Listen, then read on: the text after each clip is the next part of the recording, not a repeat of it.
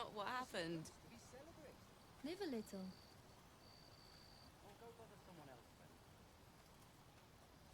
Thank you.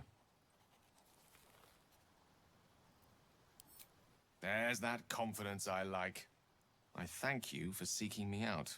Amidst all this merriment, I wasn't sure we'd have a chance to speak this evening.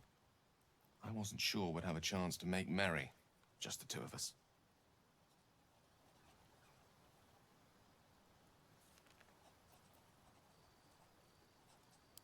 We shared a romantic moment of the mind while cloaked in the weave, didn't we? Perhaps that's a moment we ought to further explore. Allow me to make the following proposition. There's a book that circulates in Ulm, detailing the first 1,000 nights of a newlywed king and queen. They turned everything they did into an art. The art of conversation. The art of taste. Time-honored and newly acquired. The art of the body. The exploration and acceptance of the self and the other. The art of the night itself. I say we take a page from their book.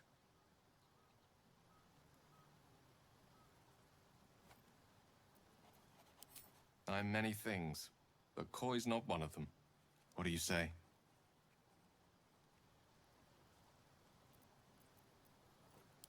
That's because I'm full of delights.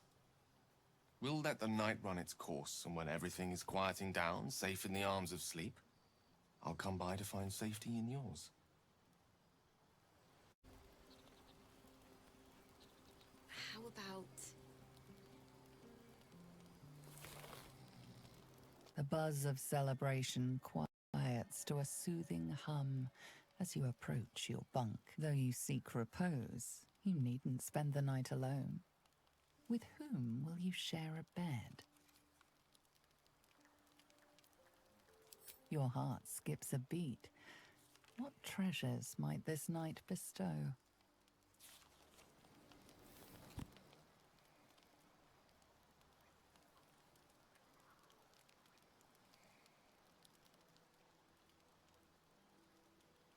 I love this time of night.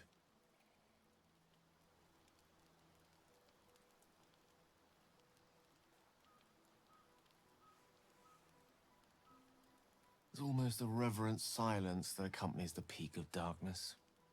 And you'd almost believe the dawn will never break.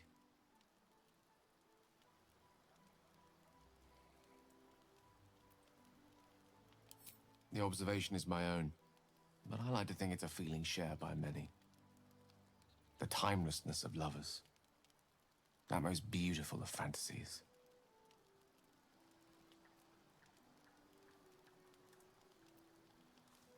Almost.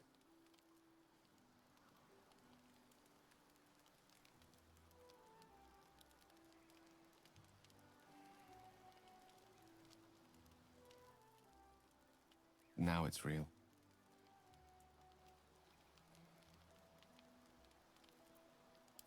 I'm of the opinion one should try and excel at everything. How about we move on to everything?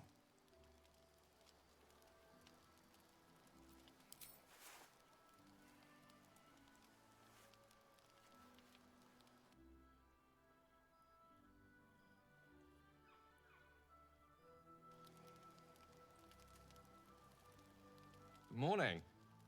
Looks like the dawn broke after all.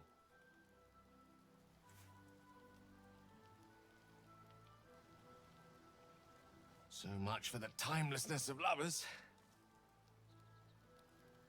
It's all right. You look even more beautiful in the light. I'm sure I do. I know we have to get moving again soon, but before we part, I'd like to tell you something. I'd like to tell you a story. I hope it will be lovely still by the time we reach the end. It's a story full of answers long overdue.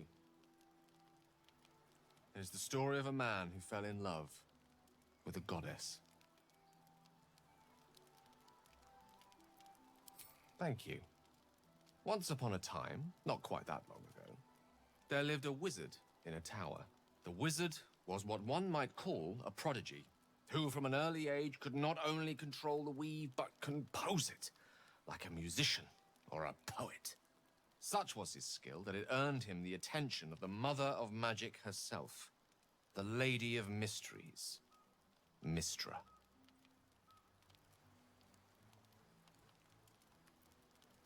Love.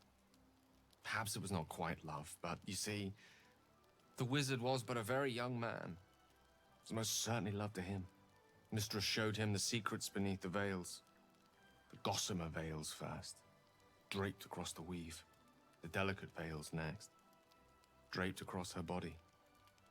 Chosen one, she whispered. She slipped them off completely.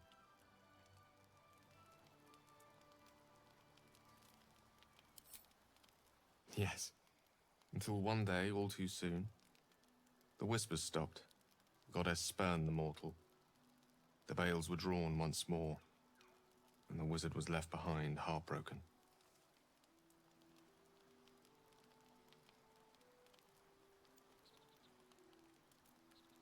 Poor wizard. Silly wizard, too. For he wouldn't take no for an answer. Like so many of the heartbroken, he did something infinitely foolish. One has to think big if one seeks to win back a goddess. So the wizard thought big.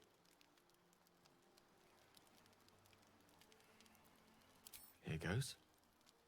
Once upon a time, very long ago, a mighty lord lived in a tower. A flying tower, to be precise.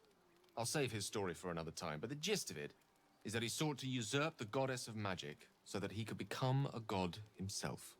He almost managed, but not quite. And his entire empire, Netheril, came crashing down around him as he turned to stone. The magic unleashed that day was phenomenal. Rolling like the prime chaos that outdates creation. A fragment of it was caught and sealed away in a book. No ordinary book, mind you. A tome of gateways that contained within it a bubble of astral plane. It was a fragment of primal weave locked out of time. Locked away from Mystra herself. What if, the silly wizard thought, what if after all this time, I could return this lost part of herself to the goddess?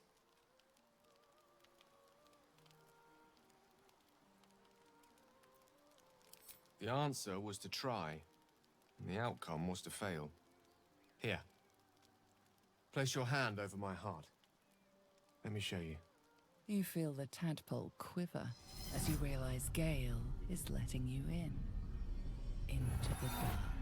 You see through Gale's eyes, staring down the corridors of a dread memory. A book, bound, then suddenly opened. Inside there are no pages, only a swirling mass of blackest weave that pounces. Its teeth, its claws.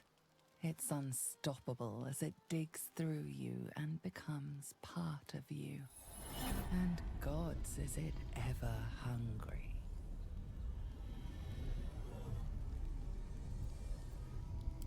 Of all things, magic.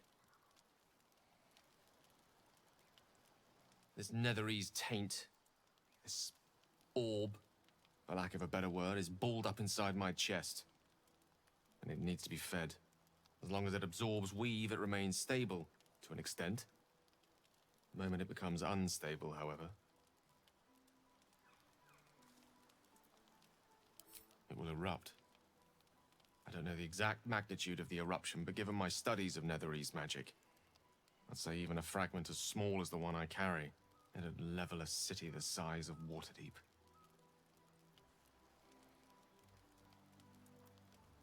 It is my truth, finally revealed. It is this folly that led Mystra to abandon me completely. I can only hope that you won't abandon me as well.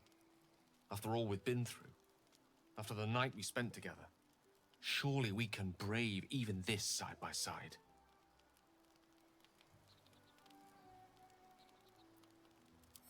That is a great relief. Oh, a great relief indeed.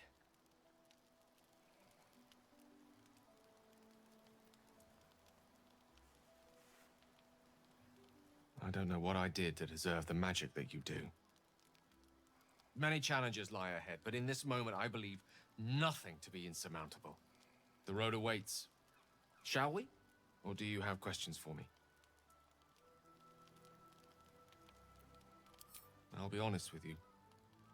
I don't know. She's my muse still, the embodiment of magic. But the embodiment of love? Only if we ever meet again will I know.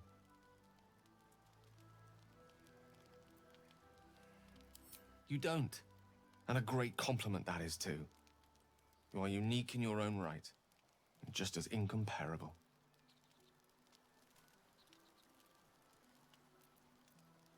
The orb was kept safe and inert in a pocket of astral plane, suspended in time. If I can somehow manage to expel it from my body while in the astral plane, it will be rendered inert again. Alternatively, I could learn to control its chaotic magic. That is, to succeed where I failed before. Without Mistra's favor, I don't see how that may come to pass. Of course, there could be different answers as well. Faerun brims with more magic than any one wizard could fathom, let alone comprehend. Who knows what outlandish solutions may yet present themselves?